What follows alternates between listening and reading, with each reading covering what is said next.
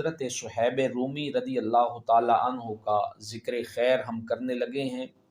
یہ صحابی رسول آقا علیہ السلام کی بارگاہ میں بڑی مشکلات اور بڑے کٹھن راستے سے ہوتے ہوئے پہنچے۔ جب حضور نے اعلان نبوت فرمایا تو ان پہلے خوش نصیب صحابہ میں ان کا شمار ہوتا ہے جنہوں نے کلمہ پڑھا تھا۔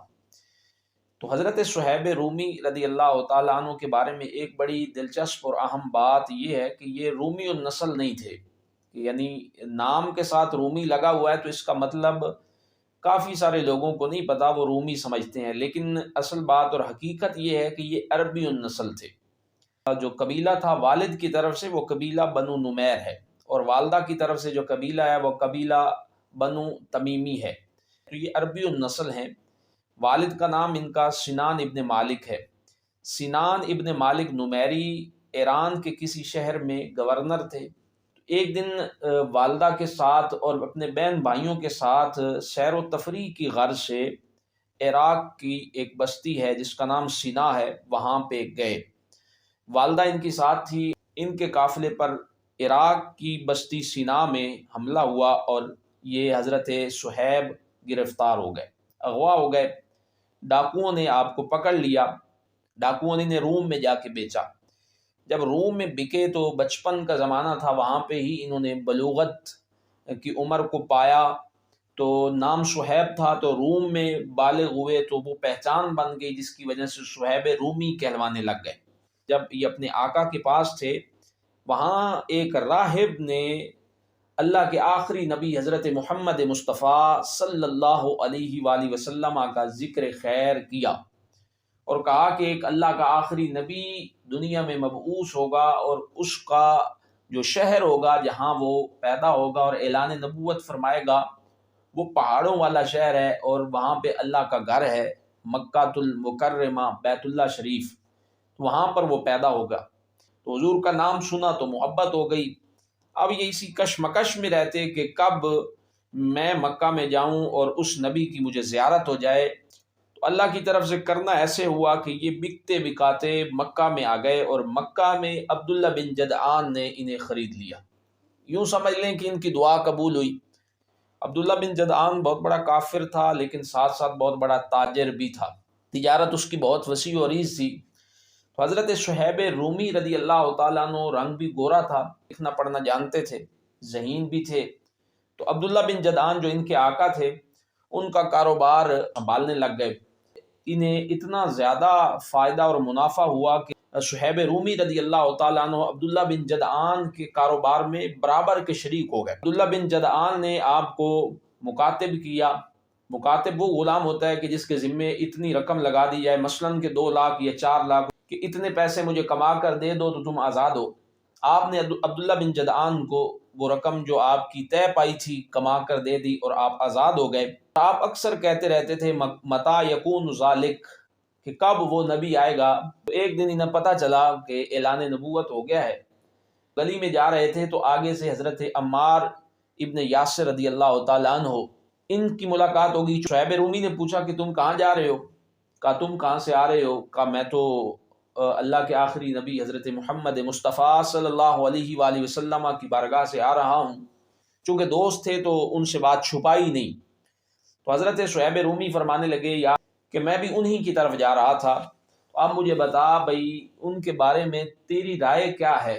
تو ان کے پاس سے ہو کے آ رہا ہے، تو نے ان کی گفتگو سنی، ان کی صحبت میں بیٹھا، تجھے کیا لگتا ہے؟ تو حضرت عمار ابن یاسر رضی اللہ تعالیٰ عنہ فرمانے لگے کہ صہیب کیا پوچھتے ہو کہ اللہ نے کتنا خوبصورت چہرہ انہیں عطا فرمایا ہے، کتنا پیارا بولتے ہیں، اور ہم پہ کتنی بڑی اللہ نے کرم نوازی کر دی ہے کہ اللہ نے اتنا پیارا سونا نبی ہمارے درمیان میں مبعوث فرما دیا ہے۔ اب نبی مکرم صلی اللہ علیہ وآلہ وسلم کی جب تعریف سنی تو حضرت صہیب رومی رضی اللہ تعالیٰ عنہ جلدی جلدی حضور کی بارگاہ میں گئے اور کلمہ پڑھ کے مسلمان ہو گئے۔ تو حضرت صہیب رومی رضی اللہ تعالیٰ عنہ پر بہت زیادہ مکہ والوں کو اعتماد بھی تھا اور پوری تجارت بھی انہی کے اوپر کھڑی تھی۔ وقت ہجرت کا آ گیا، اللہ پاک نے نبی پاک صلی اللہ علیہ وآلہ وسلم کو حکم دیا کہ آپ مدینہ کی طرف ہجرت فرما جائیں۔ تو حضور جب چلے گئے تو چونکہ ان کو محبت بڑی تھی نبی پاک صلی اللہ علیہ وآلہ وسلم کے ساتھ، تو اب ان سے مکہ میں رہا نہیں جاتا، بڑی مشکل سے دن گزارتے ہیں۔ تو ایک دن تہیہ کر لیا کہ میں بھی مکہ چھوڑ کے نہ مدینے چلا جاتا ہوں، تو اپنا سارا مال اور متاع، جو پیسے تھے آپ کے، جو اس وقت کا جو سکہ تھا، جو زمین میں گڑھا کھود کے اپنے سارے پیسے وہاں گڑھے میں دبا دیے۔ اور آپ کو پتا تھا کہ مکہ والوں نے مجھے نکلنے نہیں دینا، تو رات کے اندھیرے میں نکلے۔ 4 قدم آگے گئے ہیں تو وہ آگے کھڑے ہیں اور کہنے لگے کہ صہیب، ہمیں پتا تھا کہ تو ہمیں چھوڑ کے جائے گا، لہٰذا ہم ہر رات تیرا پہرا دیتے ہیں باریاں بنا بنا کر، تو لہٰذا تو نہیں جا سکتا۔ حضرت صہیب رومی کو پکڑ لیا گیا، تو ابو جہل کے پاس آ گئے، بڑے بڑے باقی سردار بھی بیٹھے ہیں۔ وہ کہنے لگے کہ صہیب، تو مکہ نہ چھوڑ، یہیں رہ کے عبادت کر، اپنا دین جو تو نے کلمہ پڑھ لیا ہے اس پہ عبادت کر، اس کے مطابق چل، سین حرم میں طواف کر، کعبے کی زیارت کر، آب زمزم پی، ہم تجھے نہیں روکیں گے، لیکن مکہ نہیں چھوڑنا، شرط یہ ہے۔ بہت بڑی پیشکش تھی، لیکن عشق دیکھیں حضرت صہیب رومی رضی اللہ تعالیٰ عنہ کا۔ فرمانے لگے نہیں یار، جہاں حضور نہ ہو وہاں کیا رہنا، اور وہ نماز کیا نماز ہے جو میں اپنے نبی کے بغیر پڑھوں، اور وہ طواف کیا طواف ہے جو میں اپنے آقا کے بغیر کروں، وہ زمزم کیا پینا جو میں حضور کے بغیر پیوں، تو میں نہیں رہ سکتا، مہربانی کرو مجھے جانے دو۔ انہوں نے کہا نہیں، ہم نہیں تمہیں جانے دیں گے، ہماری یہی شرط ہے کہ ہمیں نہ چھوڑو، جو مرضی یہاں رہ کے کرنا چاہتے ہو کرو۔ حضرت صہیب رومی رضی اللہ تعالیٰ عنہ آپ فرمانے لگے کہ یہ تمہاری شرط ہے، اب میری بھی ایک شرط ہے کہ تم مجھے کوئی مطالبہ کر دو، جو تم مجھ سے لینا چاہتے ہو لے لو، لیکن مجھے مکہ سے جانے دو، میں نہیں رہ سکتا۔ اب جب آپ نے ان کے سامنے یہ بات رکھی کہ جو لینا چاہتے ہو لے لو، وہ بڑے خوش ہو گئے، اس وجہ سے کہ ہم کوئی ایسی بات کریں گے، یعنی ایسی چیز اس سے مانگیں گے کہ جو یہ دے نہ سکے گا۔ تو اب سارے کافروں نے مل کے مشورہ کیا کہ کیا مانگا جائے۔ اب سب اس بات پہ متفق ہو گئے کہ ان سے ہم ساری دولت بھی مانگ لیتے ہیں، ان کا گھر بھی مانگ لیتے ہیں، جائیداد بھی مانگ لیتے ہیں۔ لہٰذا انہوں نے شرط رکھی کہ صہیب سارا مال بھی ہمیں دے دو، اپنی جائیداد، گھر بار سب کچھ ہمیں دے دو، مال مویشی سب دے دو، پھر چلے جاؤ۔